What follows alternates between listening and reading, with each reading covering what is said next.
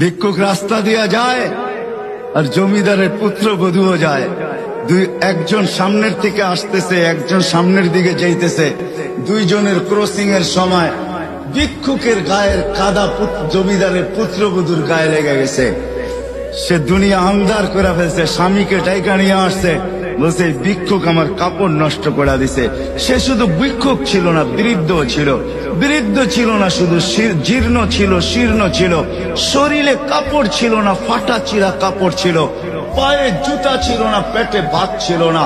জমিদারের পুত্র সইতে পারে নাই, যৌবনী শক্তি সয় কি কইরা তার স্ত্রীর গায়ে ভিক্ষুকের কাদা, বস সমগ্র শক্তিকে হাতে একত্র করা বৃদ্ধের গালে বসায়। বৃদ্ধ কিচ্ছু বলে নাই, শুধু উপরের দিকে তাকায় দুই তিনটা শব্দ উচ্চারণ করছেন।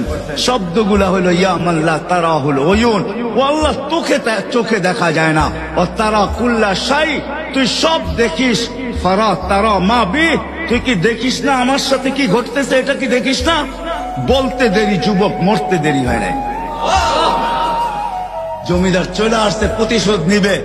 বৃদ্ধের একদিকে মুস্কি হাসি, একদিকে বলতেছে প্রেমের খেলা এমনই হয়। জিজ্ঞাসা করছে কিসের প্রেমের খেলা রে?